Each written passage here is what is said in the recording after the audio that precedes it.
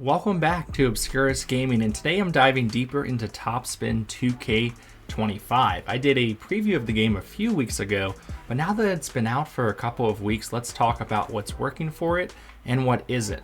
Did it meet our expectations or not? This is TopSpin 2K25, the good, the bad, and the ugly. So I'm going to do 3 things for each of these categories, and let's start with the good. I absolutely love the variety of courts in the game. There's a huge mix of real venues at both the Grand Slam and lower tier 250, 500, and 1000 levels, realistic stadiums that mimic some of the locations that they didn't get the license for, and then some fantasy style courts on top of that. Hard court, grass, and clay all feel like they should as well. The presentation elements aren't crazy, but are solid with the exception of a few of the player faces. I was worried that we wouldn't also have enough side courts to play on, and that would be nice in the future, but overall this is pretty awesome, and short of a stadium creator, I can't really ask for much more here.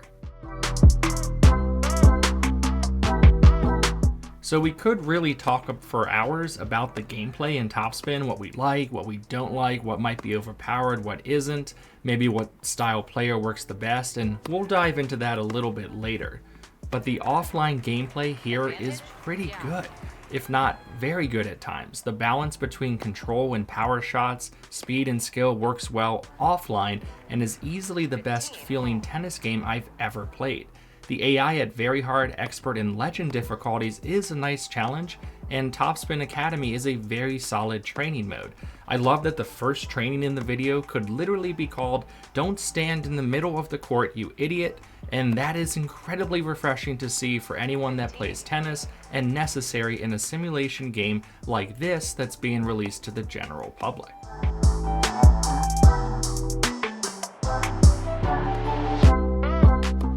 So I kind of hinted at this in my preview, but one of the biggest problems with all of those indie tennis games from the last decade or so is the fact that there's really no one out there to enjoy them with or even really discuss the pros and cons of the game.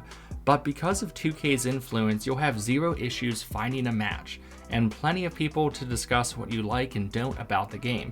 No more just sitting around for hours just to find someone to play an online tennis match against. I know this is kind of simple to say, but man, I appreciate just booting up the game and being able to play a match online whenever I want. Let's move on to the bad elements, and let's start with the Mediocre MyCareer. So the main game mode in TopSpin is MyCareer, and this is the only place where you can really level up your player to take them online in the World Tour. Which, by the way, you should only attempt once you've gotten close to level 30, the max for any player, and I'll talk about that later. But yeah, MyCareer is extremely structured, where each month you complete one training, one challenge, and enter a tournament, the level of which depends on your ranking and what year you're in. It isn't bad outside of the annoying podcast messages you get, but it's a little shallow. You start with a ranking already in the top 100 from the get-go, which isn't what I was hoping. I also wish there was a week-to-week calendar that you could fill up to make it more realistic, have more to do from a management and travel perspective, and have more challenge and non-match activities to do. And even the tournaments, you're facing the same, or maybe not the same, but you're facing a lot of the AI characters from the start, and that just isn't as immersive as it could be. Again, it's fine, but could be so much more, especially after over a decade since the last TopSpin game.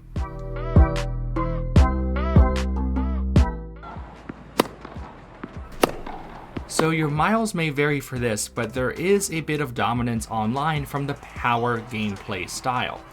If you don't follow tennis games, they typically have kind of archetypes for a style of play, like power, serve and volley, offensive or defensive player, etc. Basically though, if you want to complete online with an all-around serve and volley or even that defensive style I just mentioned, you're in for a bad time. Now, this can probably be adjusted in the future, so it's not the end of the world at the moment. Even Mario Tennis by Nintendo was constantly nerfing and changing how good or not the characters were. What makes that tougher to do in TopSpin is that there is a whole ecosystem tied to 8 different characteristics for each player, so they will need to be extremely careful with how they manage this, but some tweaks are definitely needed here to make playing online more fun for everyone.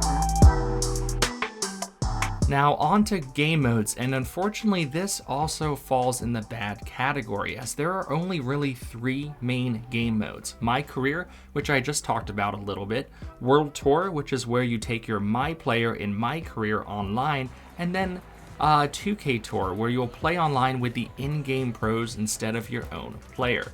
That's very light, considering the price point for this game is as high as $120 for the Grand Slam edition. Just to name a few things we could use are some more fleshed out online leagues and tournaments, more challenges, even mini games, something to flesh out the doubles mode as well. I personally would love a stadium or venue creator, kind of like in 2K's golf game, but regardless, there just isn't a ton to do, especially once you've leveled up your character to level 30, which is the max and pretty much everyone's goal in the game. Now on to the ugly, and yes, the player roster is only 25 names deep, including men, women, legend, and current players. And that's not okay, that's like 1.5 basketball teams. And 2K needs to find a way to elevate these numbers. There are just so many generic players in career mode. I don't think this would bother the most casual tennis fans, but I want to see that number in the 50 range. If 2K can't do that, then they need to bring back 2K Share and let the community take over, kind of like what they did in AO Tennis 2, or give us more than 6 spots to create our own roster. What I've decided to do in career mode is create 6 different My Players that mimic their real life counterparts, starting with my favorite player, but it will take me months to complete my goals with that.